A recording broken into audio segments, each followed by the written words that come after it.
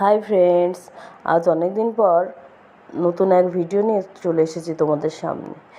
শরীরটা খারাপ হওয়ার কারণে কয়েকদিন ধরে ছাদে যাওয়া হয় না এবং গাছের পরিচর্যাও করা হয় না। অনেকদিন পর ছাদে গিয়ে দেখি জবা গাছের এই অবস্থা। তো ভাবলাম এই যে বর্ষার সময় প্রতিদিনই প্রায় বৃষ্টি হচ্ছে, তার জন্য ভাবলাম গাছগুলোকে একটু কাটিং করে দিই। এখানটায় জবা রয়েছে, তারপরে আবার বাগানবিলাসেও 3টে ভ্যারাইটি রয়েছে।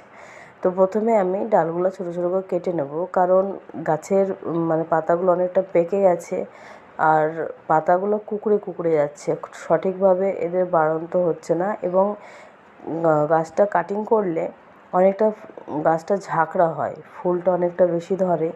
আর গাছটা ঝাঁকড়া হওয়ার জন্য আমাদেরকে প্রথমে ডালটা কাটতে হয়, কারণ গাছ যদি বেড়েই যায় তাহলে কিন্তু গাছ ঝাঁকড়া হওয়ার সুযোগ পায় না। আবার এদিকে বাগান বিলাসটাও দেখো অনেকটাই বড় বড় হয়ে গেছে, বড় বড় ডাঁটা হয়ে গেছে। সেই জন্য আমি ঠিক করেছি এই বাগান বিলাসটাও কেটে দেব। এই যে বড় বড় ডালগুলো রয়েছে সেগুলো আমি প্রথম কেটে দেব। আর বড় বড় যে পাতাগুলো থাকে সেইগুলো কিন্তু একটা একটা করে সরিয়ে দিতে হবে। অনেক দিনের ফুল হয়ে গেছে, সেই জন্য আমি ফুলগুলো কেটে বাদ দিয়ে দিলাম, কারণ বেশি দিন হয়ে গেলে সেই ফুলটা গাছে না রাখাই ভালো। একে একে সব ডালগুলো আমার প্রায় কাটা হয়ে গেল। আর তারপরে মাটিগুলো আমি একটু আলগা করে দিচ্ছি, সেজন্য এটা আমরা দাউলি বলি, তোমরা কী বলো অবশ্যই জানিও। তো এই দাউলি দিয়ে আমি মাটিটা খুঁড়ে নিচ্ছি, যাতে পুরো মাটিটা আলগা হয় এবং মাটির ভিতরে বায়ু চলাচলটা ভালোভাবে হয়।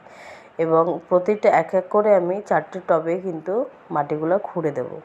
এবং আস্তে আস্তে যে ডালগুলো আমি কেটেছি, যে কাটার পরে আমি কীটনাশক হিসাবে হলুদটা ইউজ করি, যাতে পোকা না লাগে বা গাছটা পচে না যায়, কারণ বৃষ্টি হলে এই ডালগুলো কিন্তু পচে যেতে পারে।